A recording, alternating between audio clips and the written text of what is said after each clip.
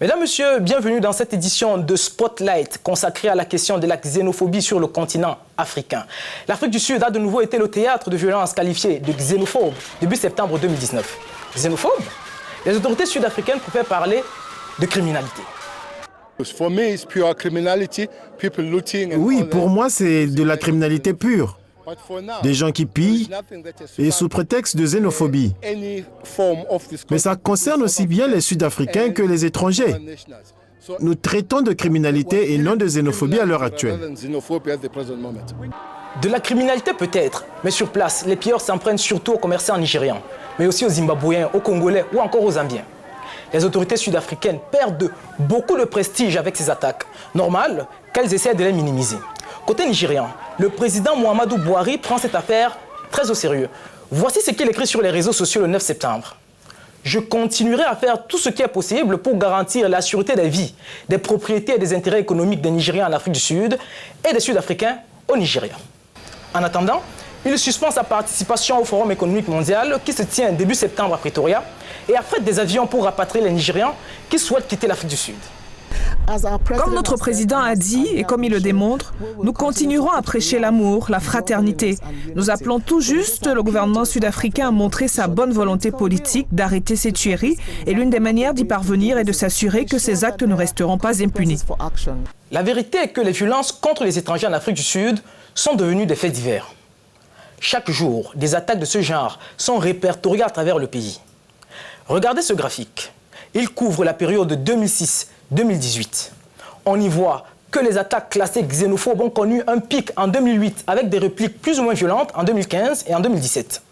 Celles de 2019 n'ont pas encore été compilées. La classe politique sud-africaine a été politiquement correcte vis-à-vis de cette violence. Cyril Ramaphosa a dit qu'il n'y a pas d'excuse pour la xénophobie. Julius Malema, pour sa part, estime que la colère de ses compatriotes est dirigée vers les mauvaises personnes, faisant référence à l'héritage de l'apartheid. Mais en parlant de xénophobie, l'Afrique du Sud n'est pas un cas isolé sur le continent. L'étranger est le parfait bouc émissaire dans de nombreux autres pays africains. En commençant par le Nigeria, la Zambie et même la République démocratique du Congo, où les intérêts sud-africains ont été pris pour cible par des citoyens en colère, au nom de la lutte contre la xénophobie. Nous sommes fatigués d'être battus chaque jour. Nous sommes tous des Africains. Pourquoi devrions-nous être effrayés d'aller en Afrique du Sud? Quel Sud-Africain a jamais été battu en Zambie? Lequel? Nous voulons que l'ambassadeur nous le dise. Nous sommes fatigués. C'est assez. Mais en matière de politique migratoire dure, le Nigeria n'a rien à envier à l'Afrique du Sud et ça ne date pas d'hier. Dans les années 1980, le président Shehu Shagari, premier président élu démocratiquement du Nigeria, a émis un décret qui surfait sur le sentiment anti-étranger. Les Ghanéens et les autres étrangers devaient quitter le pays pour des raisons économiques. Hashtag Ghana must go.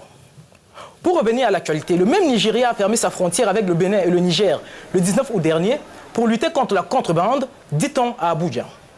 La rhétorique anti-étranger nourrit aussi les opinions publiques dans de nombreux pays d'Afrique centrale, notamment en Guinée équatoriale, au Gabon, voire au Cameroun. En juin 2015, 2500 Nigériens réfugiés au Cameroun sont renvoyés de force dans leur pays. Les autorités expliquent, mais sans aucune preuve, que ces Nigérians sont responsables de l'intensification des attaques de Boko Haram.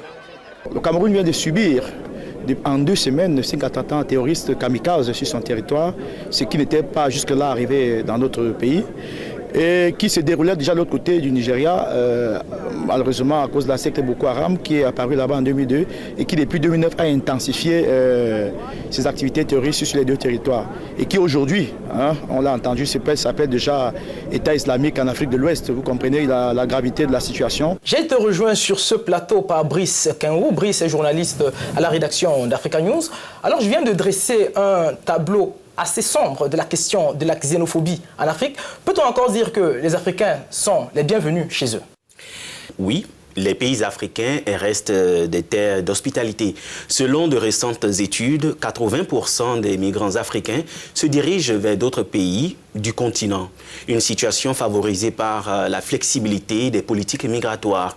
Les différents pôles tels que la Côte d'Ivoire, le Nigeria, le Sénégal, l'Afrique du Sud attirent vers eux les habitants des pays frontaliers pour différentes raisons. Les histoires que nous traitons sur les antennes d'Africa News nous montrent que les politiques migratoires africaines sont ambivalentes. Parfois, elles sont tolérantes, parfois extrêmement répressives. C'est par exemple le cas au Maroc. C'est vrai qu'il y a 5 ans, le Maroc a lancé une ambitieuse stratégie nationale d'immigration et d'asile. Selon le département des affaires de la migration et l'Agence nationale d'assurance maladie, les soins primaires sont accessibles aux migrants régularisés. Mais faute de carte d'accès, les soins secondaires et tertiaires sont payants. Tout n'est pas pourtant rose pour les migrants africains dans le royaume. Ils font face à une profonde xénophobie et à une forte marginalisation sociale et économique. En 2018, par exemple, le Maroc a procédé en masse à des expulsions d'émigrés subsahariens. Le moins que l'on puisse dire, eh bien, c'est qu'il reste beaucoup à faire. Effectivement. Merci à vous. C'était Spotlight. L'information se poursuit sur Africa News et sur africanews.com.